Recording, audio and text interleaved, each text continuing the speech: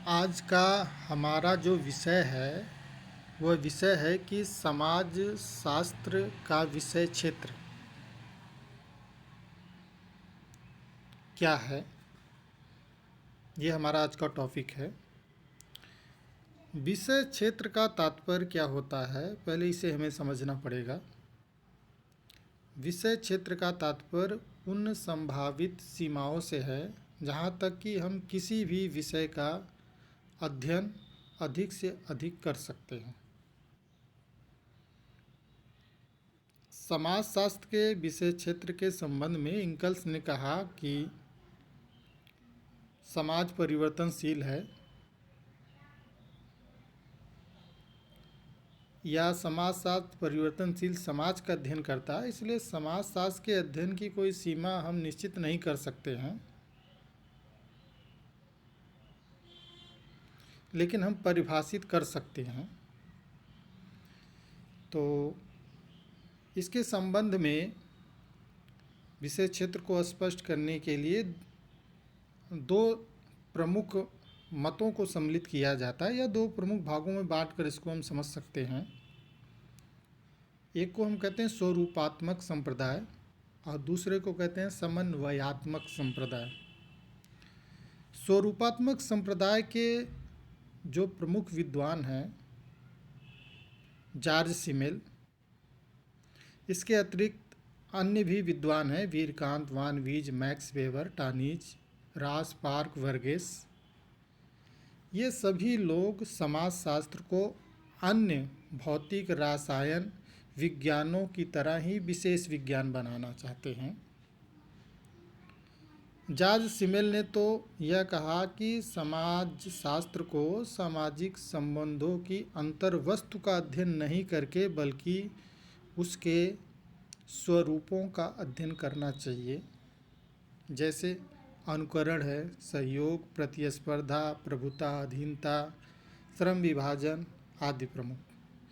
वीरकांत ने स्पष्ट किया है कि अगर हम समाजशास्त्र को एक विशिष्ट विज्ञान बनाना चाहते हैं तो इसे मानसिक संबंधों के स्वरूपों का अध्ययन करना चाहिए जो कि एक दूसरे से एक दूसरे को बांधते हों, जैसे प्रेम, सम्मान, लज्जा, स्नेह, समर्पण, सहयोग, संघर्ष।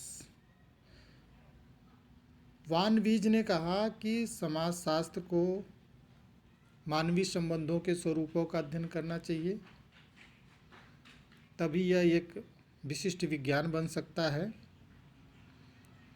मैक्स वेबर भी समाजशास्त्र को एक विशिष्ट विज्ञान बनाना चाहते हैं, इसलिए वे भी कहते हैं कि समाजशास्त्र को सामाजिक क्रियाओं और विशेष रूप से एक दूसरे से अर्थपूर्ण ढंग से जो एक दूसरे को प्रभावित करते हों उनका अध्ययन करना चाहिए। तो ये सभी विद्वान क्या है कि समाजशास्त्र का जो क्षेत्र है सामाजिक संबंधों के स्वरूपों के अध्ययन तक ही सीमित रखते हैं, इसलिए कुछ लोग इनकी आलोचना भी करते हैं। फीचर ने तो इनके संबंध में यहाँ तक कहा कि ये समाजशास्त्री इन्हें नहीं कहा जा सकता, सामाजिक दार्शनिक कहना ठीक होगा। इसकी आलोचना भी कही है कि केवल मात्र समाजशास्त्र ही सामाजिक स्वरूपों का अध्ययन नहीं करता, अन्य विज्ञान भी स्वरूपों का अध्ययन करते हैं। नंबर 2 दूसरी जो आलोचना है कि स्वरूप और अंतर्वस्त्र में ये लोग भेद नहीं कर पाए। नंबर 3 समाजशास्त्र को पूर्ण रूप से स्वतंत्र और शुद्ध विज्ञान हम नहीं बना सकते और समाजशास्त्र को मात्र स्वरूपों तक सीमित करना भी उचित नहीं है। दूसरे तरह के जो प्रमुख विद्वान हैं, जो समर्थक हैं, जो समाजशास्त्र को विज्ञान नहीं बनाना चाहते बल्कि एक सामान्य विज्ञान के रूप में देखना चाहते हैं, उन विद्वानों को समन्वयात्मक संप्रदाय के अंतर्गत हम लोग रखते हैं, जिसमें सोरोकिन है, दुर्खीम है, हाबहाउस, गिन्सबर्ग, ये 4 प्रमुख विद्वानों का नाम लिया जाता है। हाबाउस ने कहा कि समाजशास्त्र को अन्य सामाजिक विज्ञानों के प्रमुख सिद्धांतों एवं सार तत्वों के बीच पाए जाने वाले सामान्य तत्वों का पता लगाना और उनका सामान्यीकरण करना चाहिए तथा अन्य सामाजिक विज्ञानों के बीच समन्वय को स्थापित करना है। तो समाजशास्त्र को सामान्य विज्ञान के रूप में हाबाउस भी स्पष्ट करना चाहते हैं। दुर्खीम ने भी एक विशिष्ट विज्ञान ना मानकर सामाजिक विज्ञानों के समान स्वतंत्र नियमों का विकास करने वाला एक सामान्य विज्ञान बनाना चाहते हैं। इसलिए वह कहते हैं कि समाजशास्त्र में सामाजिक तथ्यों के अध्ययन पर बल दिया जाना चाहिए जो कि समाज में सामाजिक प्रतिनिधियों का निर्माण करते हैं। सोरोकिन जैसे प्रमुख विद्वान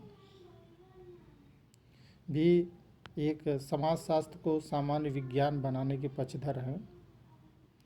सोरोकिन का भी विचार है कि सामाजिक घटनाओं को वर्गीकृत कर दिया जाए और प्रत्येक वर्ग का अध्ययन एक विशेष सामाजिक विज्ञान करे, तो एक विशेष सामाजिक विज्ञानों के अतिरिक्त एक ऐसा विज्ञान की भी आवश्यकता होगी जो सामान्य एवं विशेष विज्ञानों के संबंधों का अध्ययन करे। तो इस प्रकार से इस संप्रदाय के लोगों ने समाजशास्त्र को एक सामान्य विज्ञान बनाने के पक्ष में अपने तर्क दिए, लेकिन यह संप्रदाय भी आलोचनाओं से नहीं बच सका।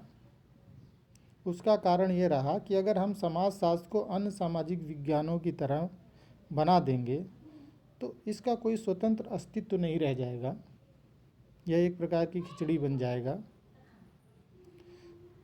दूसरा, सामाजिक विज्ञानों का जब संकलन होगा तो उसकी कोई निश्चित पद्धति नहीं होगी और ना ही कोई तथ्यपूर्ण रूप से अध्ययन करने में सक्षम होगा। निष्कर्ष रूप में हम कह सकते हैं कि समाजशास्त्र में स्वरूपात्मक एवं समन्वयात्मक दोनों ही दृष्टिकोणों को सम्मिलित किया जाता है। वीरस्टीड ने निष्कर्ष रूप में कहा कि समाजशास्त्र एक सामाजिक विज्ञान है, प्राकृतिक विज्ञान नहीं। समाजशास्त्र वास्तविकता का अध्ययन करने वाला विज्ञान है और एक आदर्शात्मक विज्ञान नहीं। समाजशास्त्र एक विशुद्ध विज्ञान है, ना कि व्यवहारिक विज्ञान। समाजशास्त्र एक मूर्त विज्ञान है, ना कि